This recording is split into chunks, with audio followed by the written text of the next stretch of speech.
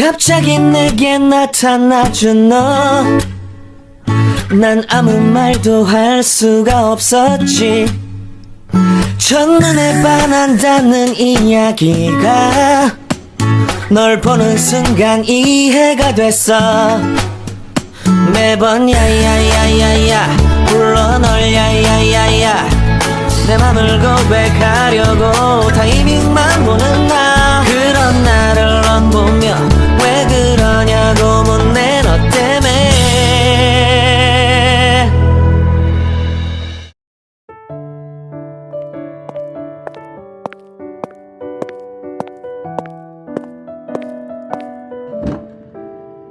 Nak, Iya, Bu. ada apa, Nak? Apa ada sesuatu yang mengganggu pikiranmu? Tidak ada, Bu. Jangan khawatir. Aku ke kamar dulu ya.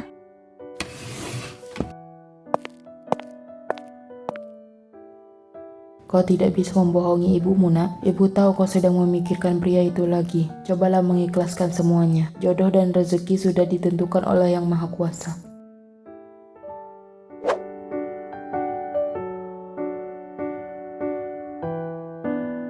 Kenapa? Kenapa kau melakukan ini padaku? Kenapa kau masih saja memenuhi hati dan pikiranku? Bahkan ini sudah 3 tahun berlalu. Apa yang sebenarnya kau lakukan padaku hingga aku tak bisa melupakanmu? Hubungan kita cukup sampai di sini. Kenapa? Kenapa tiba-tiba kau... Aku ingin mengakhirinya, jangan hubungi aku lagi. Pasti terjadi sesuatu yang membuatnya seperti ini. Dan beberapa minggu kemudian, aku mendengarmu akan menikah dengan wanita lain. Pada akhirnya kau tetap memilih wanita yang sepadan denganmu. Kakak baik-baik saja?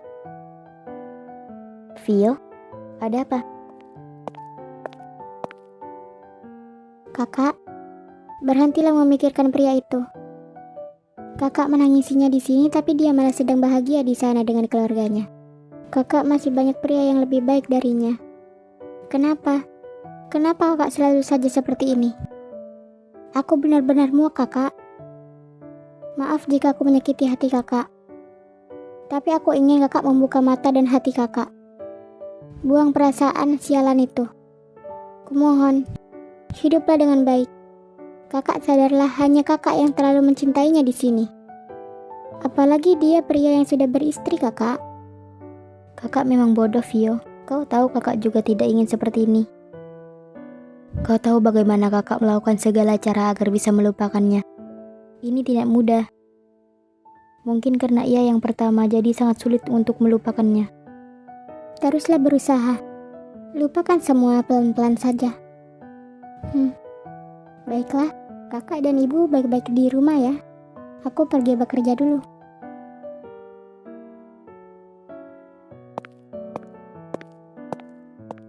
Tunggu, Fiona. Bekerja? Sejak kapan kau bekerja? Ya ampun, bagaimana bisa keceplosan sih? Fiona, sejak seminggu yang lalu.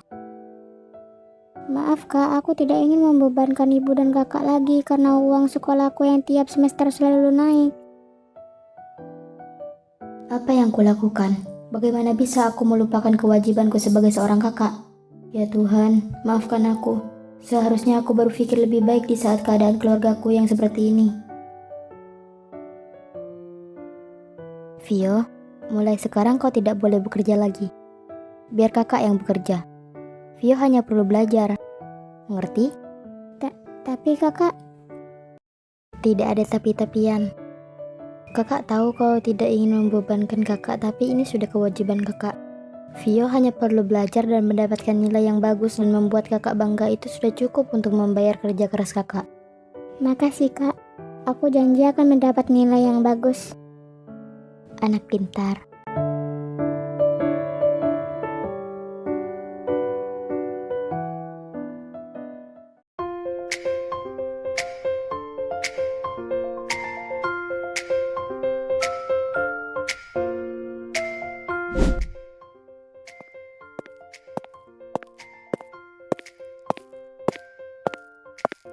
Selamat pagi, Bu.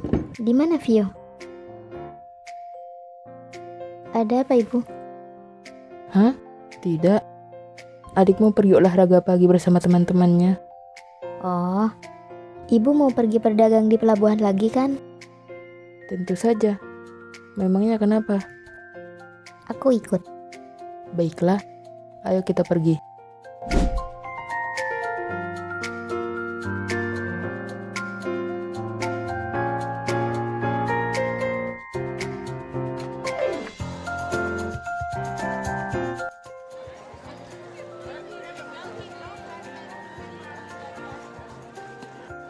Nak, bisakah kau pergi membeli ikan? Stok ikan di rumah sudah habis. Iya, Bu.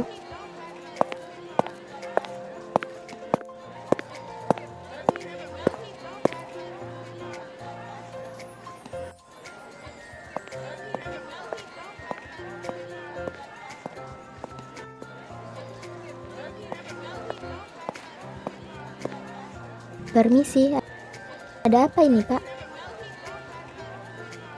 Ini Nona. Pria ini tidak mau membayar tiketnya padahal dia sudah menaiki kapal kami. Kami bahkan mengantarnya dengan selamat sampai tujuan. Tapi lihatlah dia tidak mau membayar uang tiketnya. Hei Pak, aku bukannya tidak mau bayar, tapi aku lupa membawa dompetku. Alasanmu saja. Berapa harga tiketnya? Kau akan membayar tiketku, Nona? Berapa harga tiketnya, Pak? 50.000. Ini, Pak.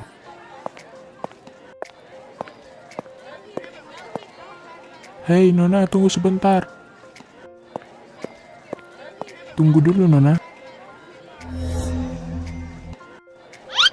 Hehe. Maaf. Ada apa? Apalagi yang kau belum bayar? Tidak ada kok. Aku hanya ingin mengucapkan terima kasih dan ingin meminta sedikit bantuan lagi. Bantuan apa? Itu. Nona tahu sendiri kan tadi aku mengatakan jika aku lupa membawa dompetku. Dan aku datang ke sini hanya untuk jalan-jalan saja. Aku awalnya berlibur di pulau di seberang sana. Tapi karena sedikit masalah jadi aku menyeberang ke desa ini, tidak kusangka aku melupakan barang-barangku di sana. Yang tak lain dompet dan ponselku. Aku hanya membawa diriku saja jadi... Jadi ceritanya kau ini kabur tapi lupa bawa barang-barang pentingmu, begitu? Wow. Bagaimana kau bisa tahu? Kau bukan orang pertama yang kutemui dengan keadaan seperti ini. Pulau itu dijuluki Pulau Jodoh.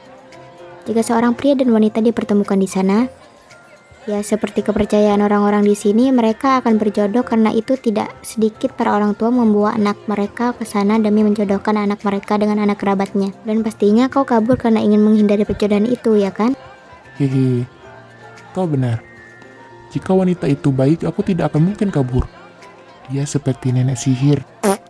Tapi pulau itu hanya bisa dimasuki oleh orang-orang dari kalangan atas.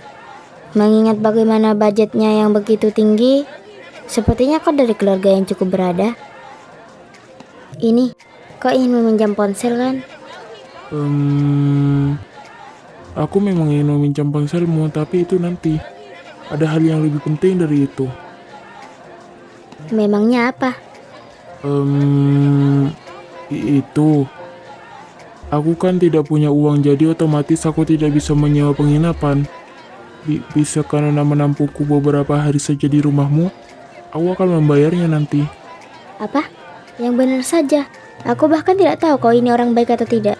Sudahlah, aku harus pergi sekarang, ada banyak hal yang harus kurus. Nona, aku mohon. Apa kau tega membiarkan aku semalaman di sini? Angin laut sangat tidak baik untuk kesehatan. Aku tidak peduli.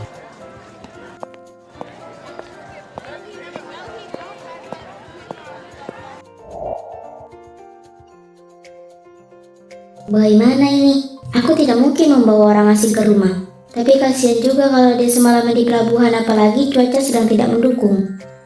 Ibu pulang duluan ya. Ada yang harus aku urus dulu. Ibu hati-hati. Freya.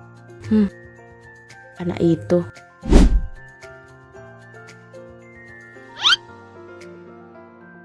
Mungkin dia sudah pergi.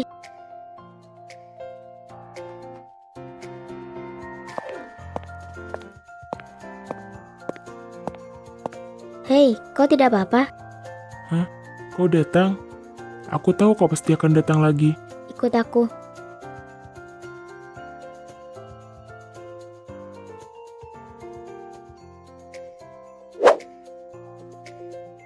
Aku pulang.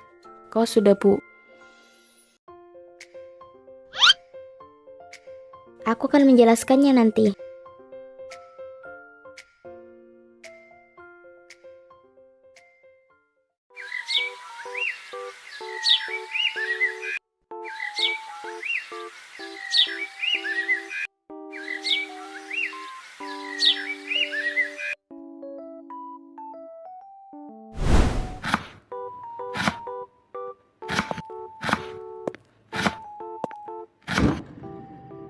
Selamat pagi, Tante.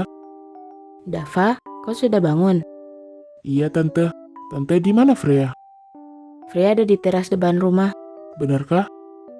Baiklah, kalau begitu aku menghampirinya dulu. Hei, kau sedang apa? Cari lowongan kerja. Apa ini? Barista? Kenapa tidak mencari pekerjaan kantor saja? Mana ada perusahaan yang mau menerima tamatan SMA sepertiku? Kau tamatan SMA, tapi aku lihat bingkai foto di kamarmu terlihat jelas dalam foto itu kau baru selfie dengan teman-temanmu di depan Universitas Sakura. Aku berhenti kuliah saat memasuki semester 5. Oh, begitu rupanya.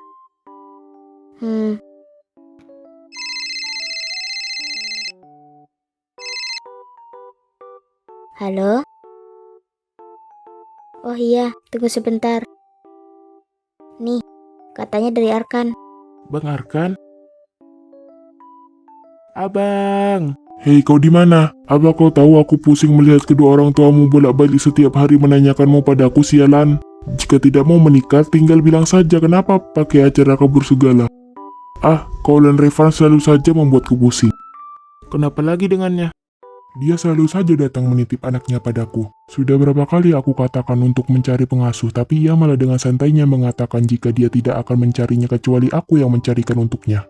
Ya Tuhan, dosa apa yang kuperbuat di masa lalu hingga hidupku seperti ini? Dan kau, kupinta cepatlah pulang. Aku sudah tidak sanggup mendengar ocehan ayah dan ibumu. Iya. Tapi ngomong-ngomong, berapa gaji yang akan diberikan jika dia mendapatkan seorang pengasuh? 6 juta. Kenapa? Kau ingin menjadi pengasuh L? Abang bercanda. Yang benar saja. Hei, kau ingin bekerja kan? Jika sudah tahu, kenapa bertanya? Gadis ini. Sepupuku sedang mencari seorang pengasuh untuk anaknya. Dan gajinya lumayan besar, kau bisa mengurus anak kecil kan? Maksudmu jadi babysitter? Kenapa? Kau tidak mau? Padahal gajinya lumayan. Berapa? 6 juta. Apa? 6 juta? Ya ampun, itu bahkan lebih besar dari gaji pegawai sipil. Mau atau tidak? Jika kau mau, aku akan langsung memberitahu abangku. Kalau tidak mau, ya sudah. Aku mau. Rumahnya di mana? Kota pusat Sakura. Apa? Aku tidak ada biaya mau ke sana. Tidak perlu khawatir. Abang, pesankan 2 tiket pesawat ya. Aku sudah mendapat pengasuh untuk L. Secepat itu? Baiklah, aku akan mengirim print out-nya besok. Oke. Ini. Kau mau pesan tiket pesawat untukku? Tiket pesawat kan sangat mahal. Bukannya aku mau menyombongkan diri. Harga tiket pesawat tidak ada apa-apanya bagiku dan anggap saja itu sebagai tanda terima kasihku karena sudah mau menampungku di rumahmu. 언제쯤이면 내 맘을 알까 밤새워 고민해도 도무지 네 맘 알 수가 없어 아무리 생각해도